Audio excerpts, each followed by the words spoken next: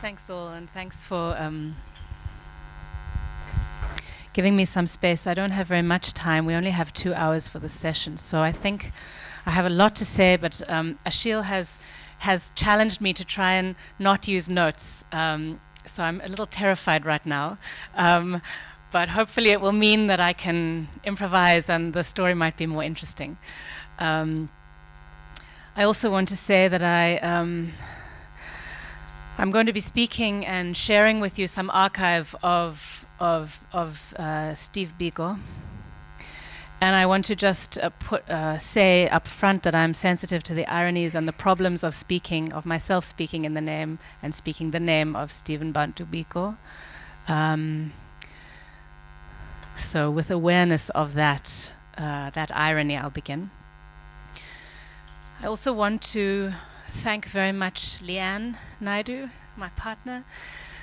Leanne and I have been together a long time, and it is in our household and in our bed and in our family and in our political work that we confront the question and the vision of non-racialism pretty much every day. So just to acknowledge Leanne and to thank her for the ongoing conversation around what it means to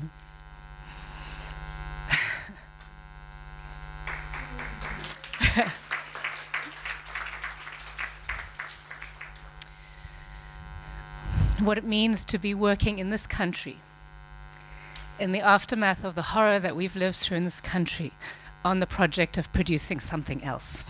So thank you, Leanne. Stephen Bantu Biko offered the most trenchant critique of non-racialism that this country has seen. And in the spirit of this place, this Ginsburg that produced him, I want to offer you some of his words and some of the very rare pieces of audio and visual imagery that we have of him. So let me begin with this. In the first interview, recorded in South Africa before his detention, Steve Biko himself talks about the development of the Black consciousness movement and his vision of a future South Africa. The first part of the original interview was cut off. The interviewer first asks Biko what Black consciousness is. Biko replies, "Black consciousness is a political, cultural philosophy employed by blacks in South Africa in an effort to shake off shackles of mental oppression and to reinstate the essential humanity and pride of blacks. It was first devised by groups like SASO, the South African Students Organization, and the BPC, the Black People's Convention, in 1967-68, and has since filtered through to other organizations operating at various levels." Here the interview picks up with Biko's voice. Now the history of it starts off after 1963-64. If you remember this era, there were many arrests in this country which stemmed from underground activity by PAC, by ANC, and this led to some kind of political emasculation of the black population especially, with the result that there was no participation by blacks in the articulation of their own aspirations. The whole opposition to what the government was doing to blacks came in fact from white organizations, mainly student groups like NUSAS, the Liberal Party, the Progressive Party, and blacks who were articulate in any sense were far few by comparison to the olden days, and they were dispersed amongst these particular organizations. Now when I came to university, which was sometime in 1966, in my own analysis and that of my friends, there was some kind of anomaly in this situation where whites were in fact the main participants in our oppression and at the same time the main participants in the opposition to that oppression. It implied, therefore, that at no stage in this country were blacks throwing in their lot in the shift of political opinion. The arena was totally controlled by whites in what we called totality of white power at the time. So we argued that any changes which are to come can only come as a result of a program worked out by black people. And for black people to be able to work out a program, they need to defeat the one main element in politics which was working against them, and this was a psychological feeling of inferiority which was deliberately cultivated by the system. So equally too, the whites, in order to be able to listen to blacks, needed to defeat the one problem which they had, which was one superiority. Now the only way to come about this, of course, was to look anew at the black man in terms of what it is in him that is lending him to denigration so easily. So first of all, we said as black students, we could not participate in multiracial organizations, which were by far white organizations, because in this country there is an overwhelming number of white students at university. And secondly, these organizations were concentrating mainly on problems which were affecting the white student community. And thirdly, of course, when it came to political questions, they were far more articulate than the average black students because of their superior training.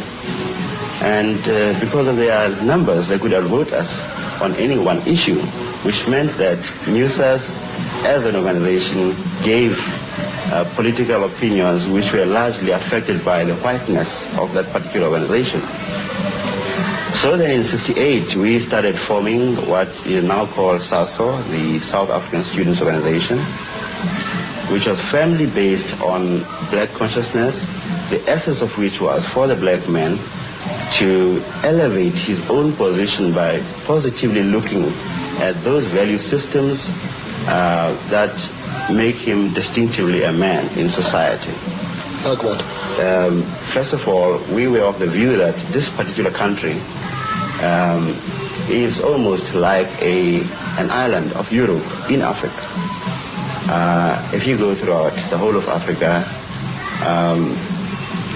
you do find aspects of African life which are culturally elevated throughout the continent. But in this particular country, somehow, any visitor who comes here tends to be made to believe almost that he is in Europe. He never sees blacks except in a subservient role. And this is all because of the cultural dominance of the particular group which is now in power. Now, to what extent have you been successful?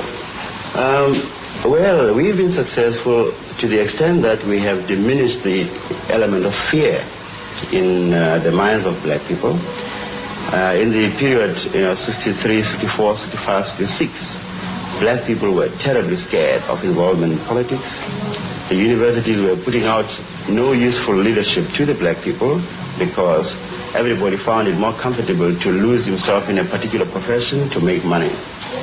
But since those days, black students have seen their role as being primarily to prepare themselves for leadership roles in the various facets of the black community. And through our political articulation of the aspirations of the black people, many black people have come to appreciate, in fact, the need to stand up and be counted against the system. There is far more political talk now, far more political debate, and far more condemnation of the system from average black people than there have ever been since possibly 1960 and before. I'm referring here to the whole oppressive education system that the students were talking about. And after complaining about this, police, in fact the government, wants to further entrench what the students are protesting about by bringing in police and saracens and dogs and almost soldiers, so to speak. Now, the response of the students then was in terms of their pride. They were not prepared to be cowed down, even at the point of a gun. And hence, what happened, happened. Some people were killed, and these riots just continued and continued. because at no stage were the young students, nor for that matter, at some stage their parents, prepared to be scared. Now, everybody saw this as a deliberate act of oppressive measures, to try and cow down the black masses, and everybody was determined equally to say to the police, to say to the government, we shall not be scared, by your police, by your dogs, and by your soldiers. Now, this is the kind of lack of fear one is talking about, which I see as a very important determinant in political action. Since last June, something like 400 young blacks were killed. 499, actually. 499. And you think that this will not be a deterrent? No, I think it...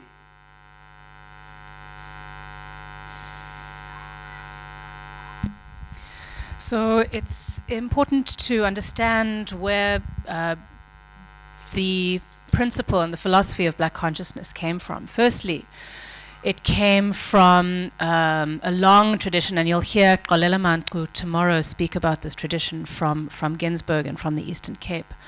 A long tradition of anti-colonial movement and anti-colonial Africanist claims that came out of this region. It also came out of Biko's intense reading of the kind of pantheon of black thought, most particularly Frantz Fanon.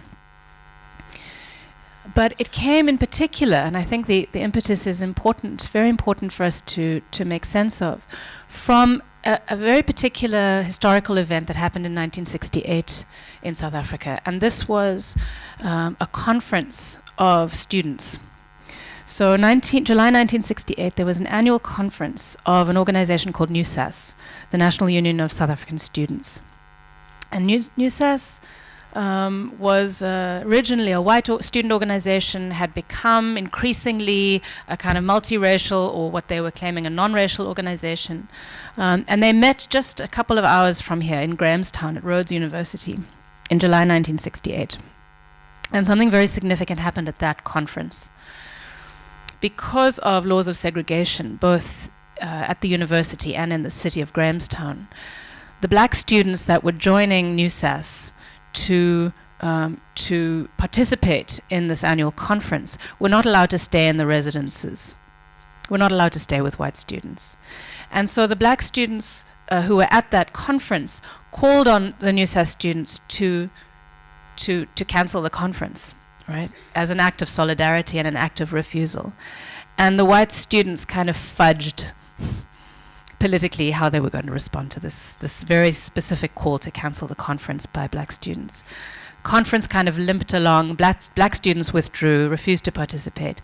And in December of that year, there was another conference by the University Christian Movement. And at this conference, there was more space for a caucus of black students to come together and begin thinking about how to produce, I see Jongi sitting here, Jongi knows this history better than me, to caucus around the founding of a black student movement in South Africa.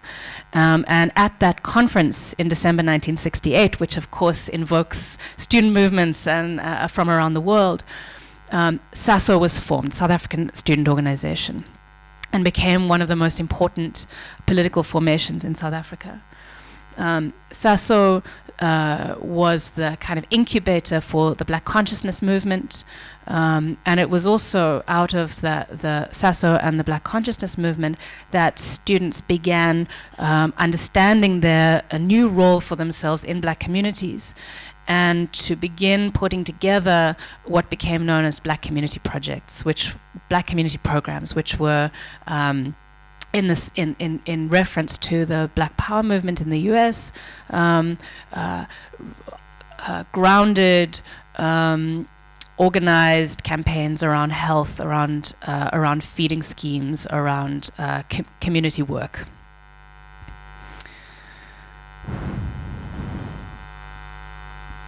So a couple of quotes and a video from Biko. He died when he was 30, so he didn't get to write much, but what he left us with was quite extraordinary.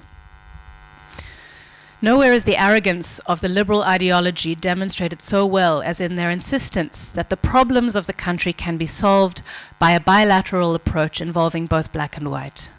This has, by and large, come to be taken in all seriousness as the modus operandi in South Africa by those who claim they would like a change in the status quo. Hence the multiracial political organizations and parties and the non-racial student organizations, all of which insist on integration not only as an end goal, but also as a means. The integration they talk about is first of all artificial, in that it is a response to conscious maneuver rather than to the dictates of the inner soul.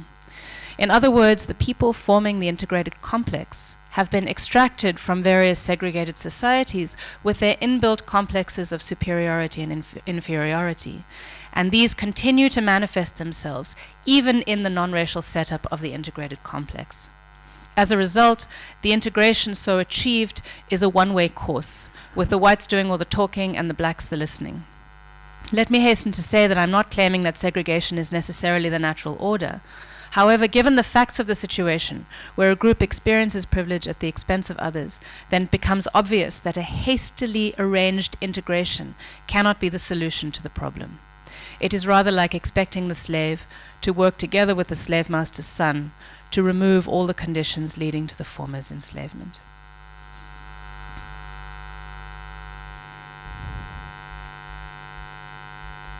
We see a completely non-racial society. We don't believe, for instance, in the so-called guarantees for minority rights, because guaranteeing minority rights implies the recognition of portions of the community on a race basis. We believe that in our country there shall be no minority, there shall be no majority, there shall just be people. And those people will have the same status before the law, and they will have the same political rights before the law. So in a sense, it will be a completely non-racial egalitarian society. But will the vast number of blacks, after all their experiences, be able to live a life without giving vent to feelings of revenge, of yes, we believe it is the duty of the vanguard political movement which brings about change to educate people's outlooks. I mean, in the same way that blacks have never lived in a socialist economic system, they're going to learn to live in one. In the same way that they've always lived in a racially divided society, they've got to learn to live in a non-racial society. They've got many things to learn, and all these must be brought to them and explained to the people by the vanguard movement, which is leading the revolution. It's very important to see here that Biko does not dispute the eventuality of non-racialism. Right? He uses the language of non-racialism, but he engages it in a very different kind of way to the way in which non-racialism had been spoken about, particularly in these liberal and multiracial organizations in South Africa. Another quote. The overall analysis, based on the Hegelian theory of dialectical materialism, is as follows.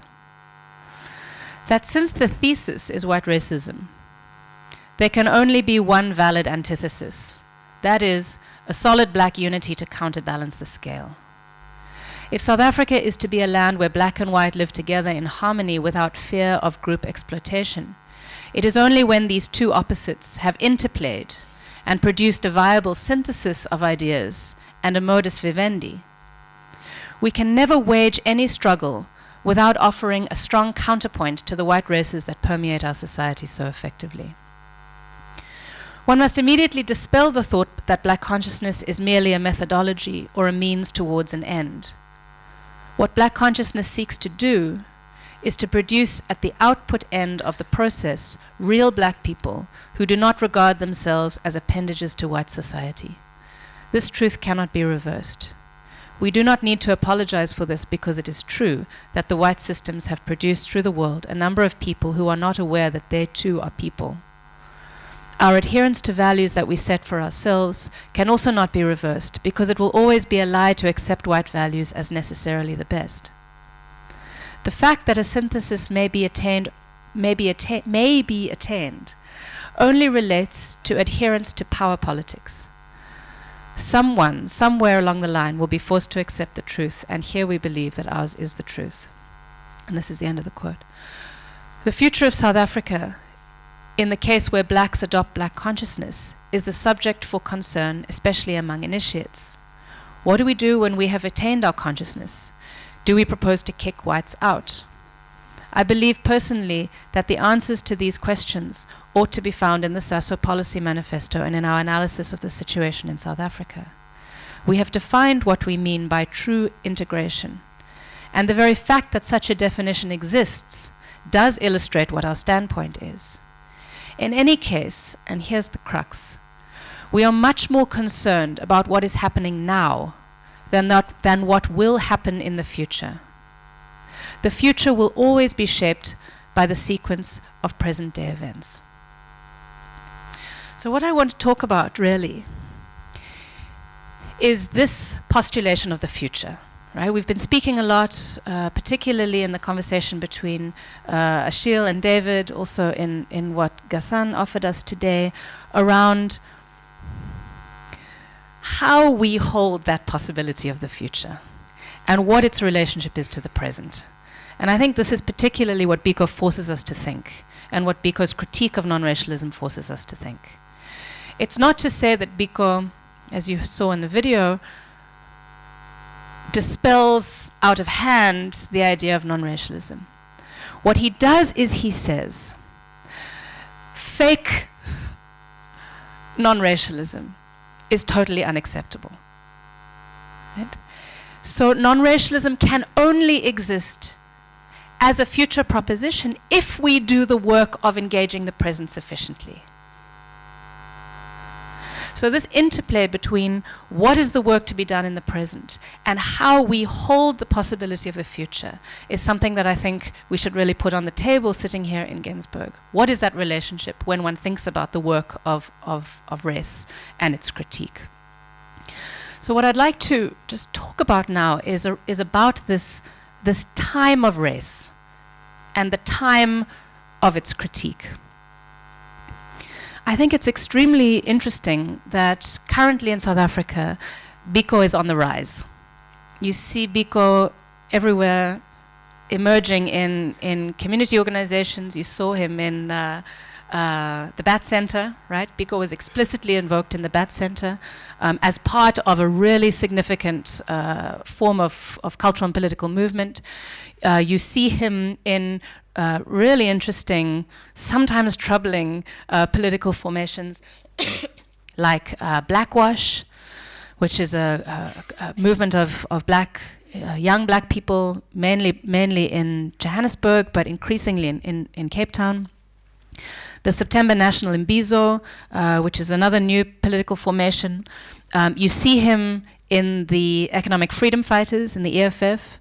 He is on the rise. And I think what's important to think about is that the sign of Biko, both then and now, is a sign of the unfinished business of racism.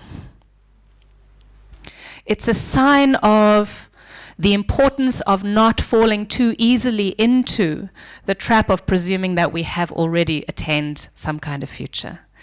And the warning that if we speak too easily of that future, if we dwell in those moments of the aracial too easily, I think Ghassan was pointing to this morning. If we move too quickly to it, if we valorize it too fast, we slip away from that very important relationality between the past and the present and the future, and what the work is in being able to politically move between those two positions of time. One of the most important ways in which Biko is being invoked now is to drive home the point that reconciliation in South Africa is fake. And it's interesting how reconciliation is in this incredibly precarious position. David was asking us a few days ago to think about what happens when reconciliation frays. And I think there are many of us that are actually looking forward to this fraying, that are relishing the fraying of the narrative of reconciliation, because it's precisely the kind of post-apartheid ideological formation, much like in Brazil and we're learning in Mexico, that has operated to close down the capacity to think about the relationship between the past, the present, and the future. Right? It presumes that we already occupy that very space that we need to be working towards. And Biko is the sign and the reminder of that temporal relation. So in the slogan of Blackwash, which is a new political cultural formation in South Africa, the slogan is Blackwash because 1994 changed Fokol. You can, for those of you who don't speak Afrikaans, I'm sure you can get that, right? But it's this very interesting slogan, right? Because on one level, 1994 changed everything. On the other hand, 1994 changed Fokol, right? And it's the reminder of the fact that we have not moved very far. It's that the insistent pointing to how minimally we've moved, that Biko comes in to represent. Right? So when Biko's name is spoken, it means the sign of how little we have changed, the sign of how much work there is yet to be done. And it speaks of the fakeness or the artificiality of the production of an ideology of reconciliation.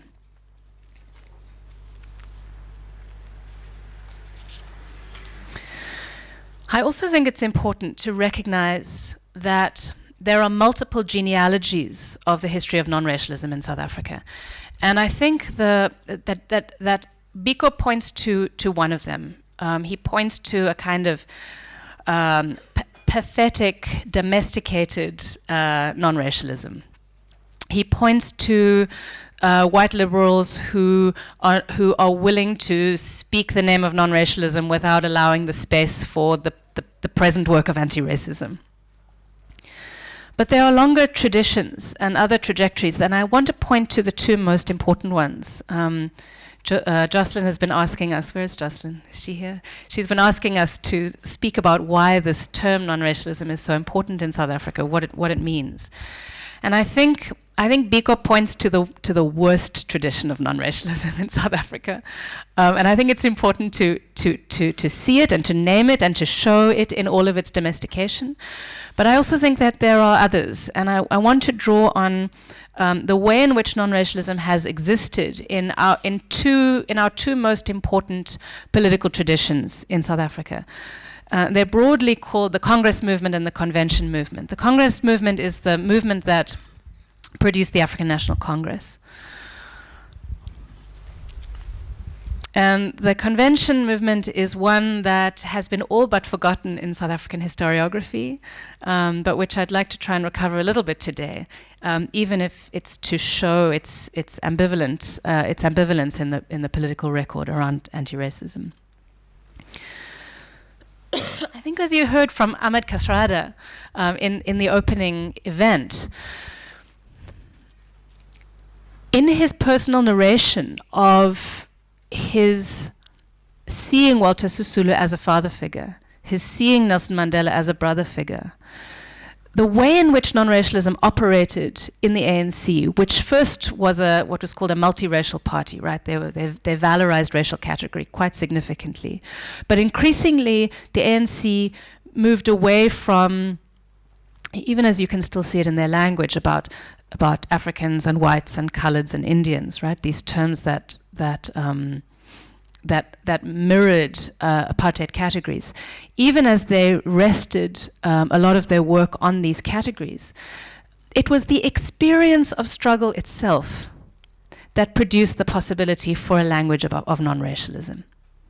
So it's the fact that Angela invoked the name of Ruth First, right? It was the fact that Ruth First gave her life for the struggle that allowed for an argument and a position of non-racialism to be born, right? So it really was in anti-racist struggle itself that the capacity for non-racialism could be imagined. So again, the sense of the importance of of people who were willing to forego their own interests in service of a democratic South Africa. It was in the experience of that struggle that non-racialism could be imagined. And so I think it's very important not to read in the ANC, even though the ANC, much like the Democratic Alliance, the official opposition, which is largely regarded as a white political party in South Africa, the non-racialism has become domesticated as a political proposition.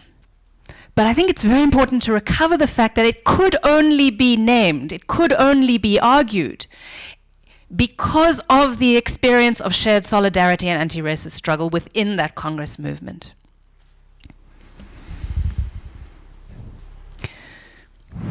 Possibly the most important, however, tradition of arguing for non-racialism was in the convention movement. And just very briefly, a few historical points. The convention movement was broadly an anti-capitalist movement in South Africa. And it started through various workers' parties, but really developed a kind of significant institutional formation in 1943 when Tabata, who is a very important political leader from this region, from the Eastern Cape, when Tabata, with others, founded the Unity movement in South Africa. Right? And the Unity movement is not a movement that many people are familiar with. It's kind of fallen off of the historiography of South Africa. I see Laura smiling. She also in part works on this tradition. But what was important about this tradition was its absolute insistent commitment to international socialism. Right? And it was in the context of a commitment to international socialism that a non-racial argument started to be developed. In 1943, the Unity movement was started with Tabata, and really who became one of the most important inheritors of this tradition was Neville Alexander, whose name was invoked by Leanne yesterday. Neville wrote in 1979 a very important book called One Azania, One Nation. And in that book, he takes on a theory of non-racialism very explicitly. And in that book, and the work that he did with others around the work of the Unity movement, was to think about how the project for revolutionary socialism intersected with the project of apartheid. And it's a really complicated history because the way in which this project got articulated was through something that they called the national question, right? The national question. And really the national question is, in South Africa, was how is it that we imagine not only how to produce a single nation out of a huge multiplicity of experience and identification in South Africa, but how we hitch that national project to the project of international solidarity for socialism. And these conversations took shape within a Cold War project of trying to think about how the anti-colonialist struggles around the world were linked to a communist project emanating out of the Soviet Union. So these guys were reading texts from Stalin. Stalin in 1913 wrote this important piece that people here were reading called Marxism and the National Question. Lenin, a little later, wrote his theses on the national question. And the point they were driving home was how should national context, especially national self-determination of colonial projects, be understood in the context of socialist revolution and the Communist International. So Lenin was really working on the development of the link between anti-colonial revolutions and the Communist project. Now, the ANC took a very clear line. The ANC was becoming more attentive to the Socialist International, in part because they were drawing support from Moscow, right? They were getting arms from Moscow. They were drawing support from various Moscow-aligned countries in Africa, particularly from Mozambique.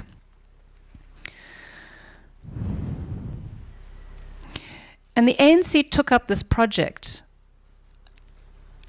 under the name of what they called a two-stage revolution, right? And the two-stage revolution was, first we'll have national self-determination, and then we'll have socialism, right? First we will win political victory, and after that we will achieve economic victory. And this is, of course, a really interesting thing to be thinking now. This history doesn't get spoken about at all anymore, really. But what's so important to think about is that right now there are political formations under the sign of Biko that are arguing for economic freedom in our lifetime, right? So the question, the sign under which dissatisfaction is being named right now in South Africa is the sign of an unfulfilled revolution, right? That we need to push forward political revolution into economic revolution. That there's been a kind of terrible, unfulfilled promise that the political revolution became.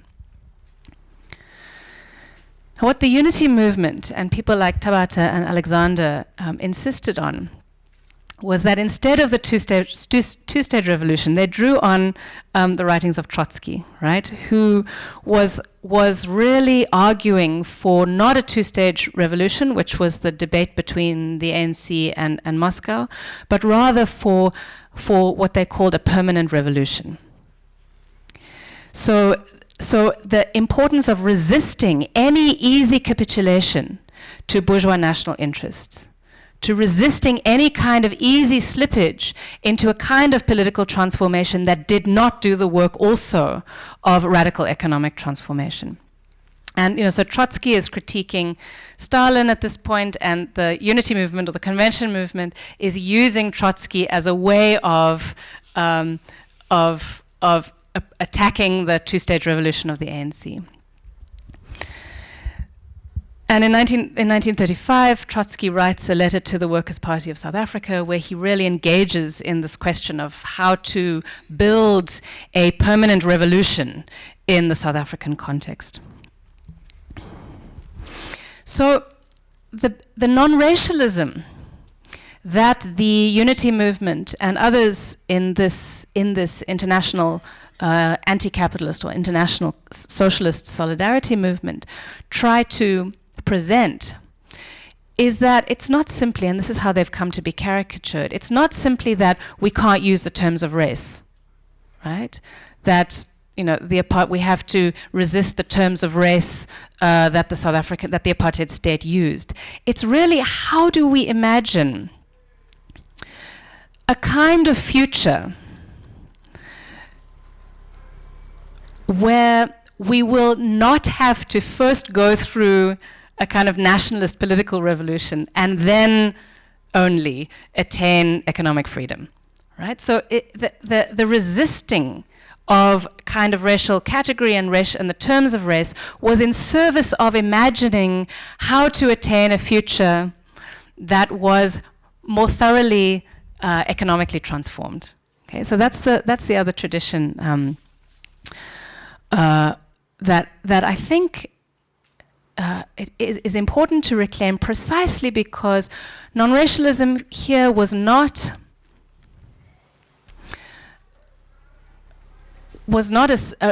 any simple rejection of the terms of race. It was an attempt to not allow the terms of race to become trappings for a more thoroughgoing revolutionary agenda. Right? Now we can debate whether how important that move was, but what it produced, I think, was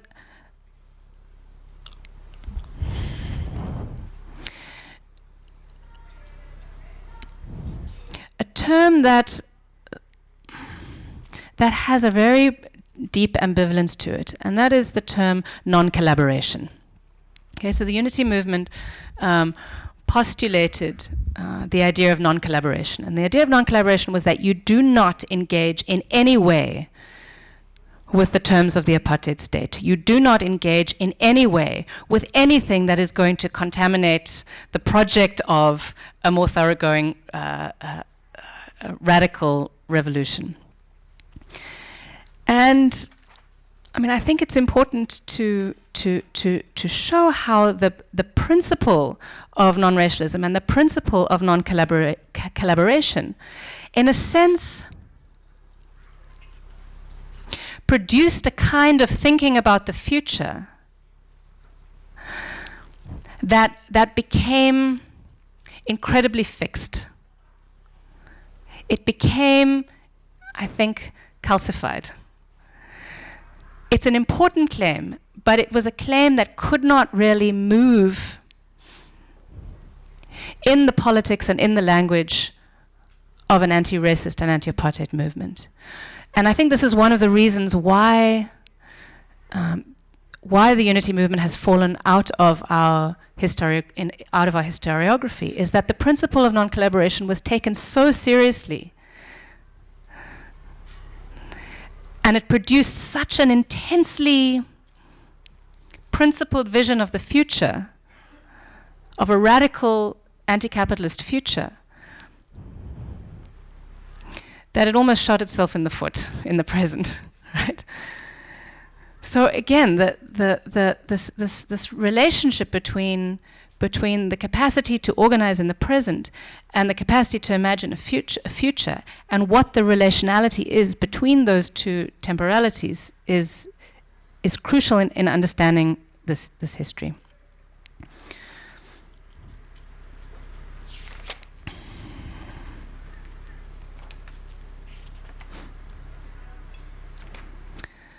I don't have that much more time left, but I want to... 20 more minutes, okay. So I'd like to put on the table for our discussion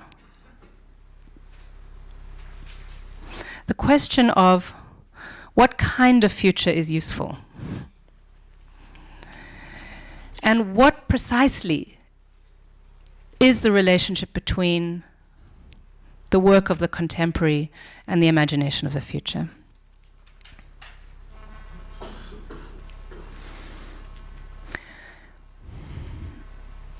When the future becomes a site of principle, and I think this engages a little bit with perhaps some of what Achille said in his lecture.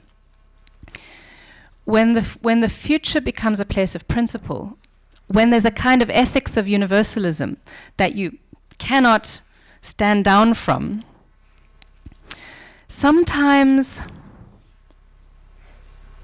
the future hardens, and it does not serve the politics of the present out of which we can begin to produce that future. So there's something about the way in which I think a politics of universality and a politics that is a future that is too far away, that is unattainable, that is so principled that it becomes the basis almost for our own undoing in the present. That future becomes, if you like, unlivable. And I wanted to share with you something that a story from the life of Steve Biko that includes Neville Alexander, and it's a story that I think those of us that really have appreciated him and loved his life's work really struggle with, and that's the story of Biko's arrest and death. Biko had begun a conversation with Neville Alexander and the Unity movement before he died. And in a sense, I think it was one of the important moves that was being made in the 1970s, early 1970s in South Africa, that a kind of principled socialist project in South Africa was beginning to be in conversation with Black consciousness movement. That there was the beginnings of, I think, a really important conversation.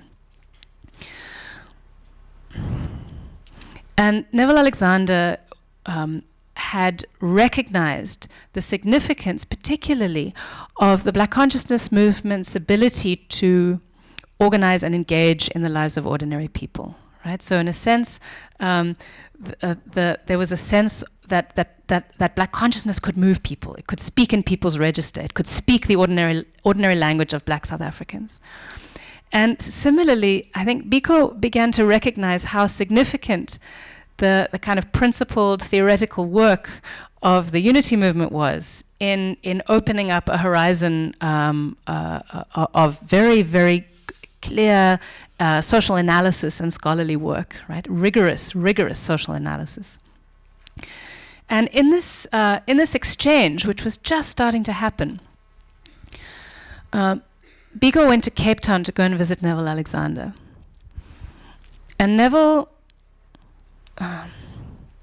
had previously gone to a meeting and was given a mandate by the meeting that the unity movement should not meet at this point with Black consciousness movement, right? That there was not, right now, at that particular moment, the grounds for having that conversation were not allowing for the unity movement to maintain its sort of principled position around non-collaboration. Biko went to Neville Alexander's house because Neville had been given a mandate, right? He was unbelievably principled about organizational mandate. Because he had been given a mandate not to meet, he turned Biko away.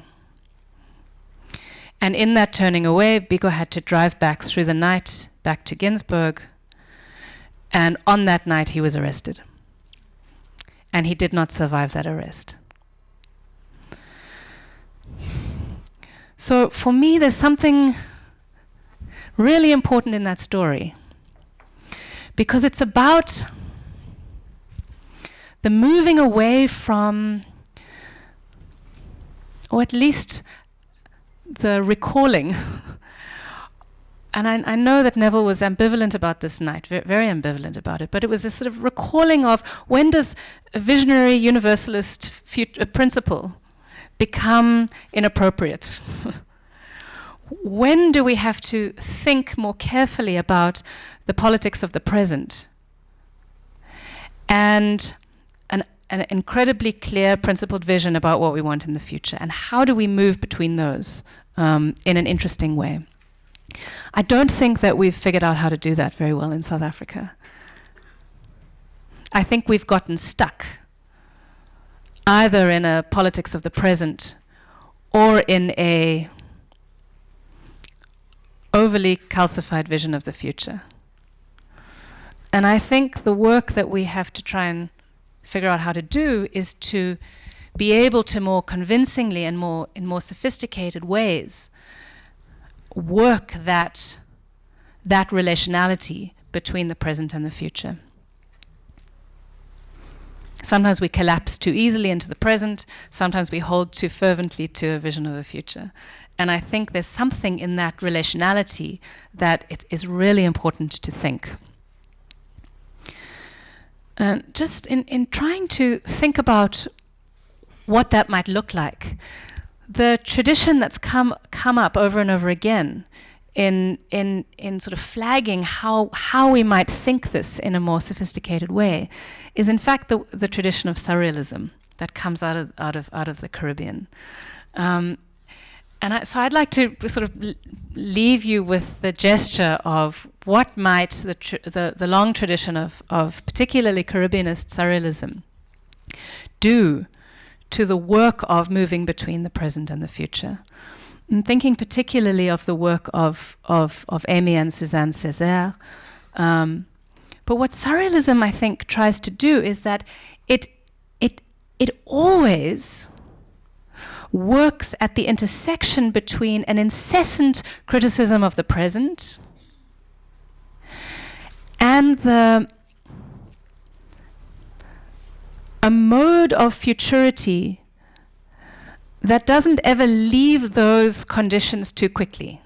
So it's almost like working in the detritus and the muck of the present to take imaginative flight.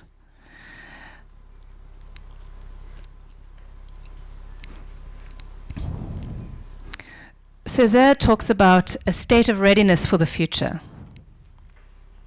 A state of readiness for the future.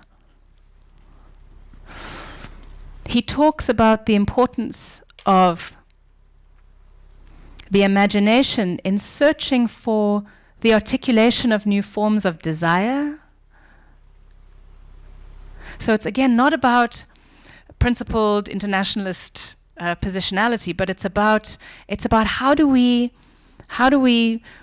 work our way up into new forms of desire? How do we foment a state of readiness that I think is almost erotic? I think probably that is a good way to describe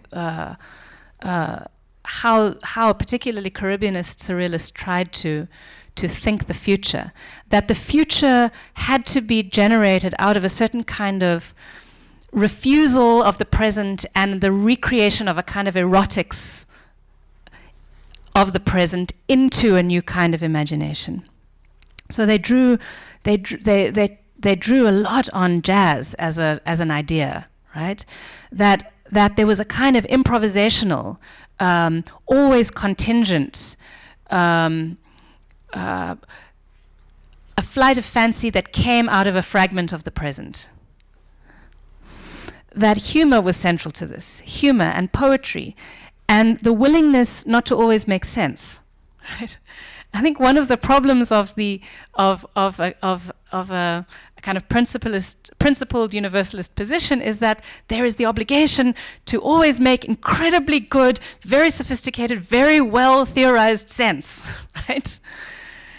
And there's something in that project that is attractive and important, but what it stands down from is a kind of messy experimentation that for me is really critical in thinking about the distance between now and then, between the present and the future.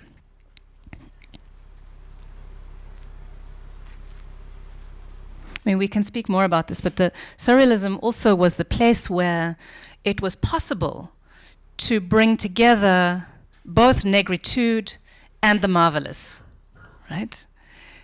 To bring together both Marx and Freud, right? A critique of capitalism and a critique of white supremacy. So there was something about the work of that particularly Caribbeanist Surrealist movement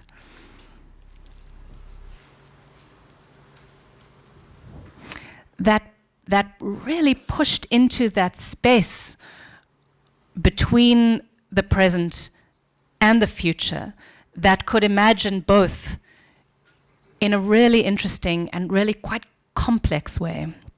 So I want to end, I think, with a quote from Suzanne Césaire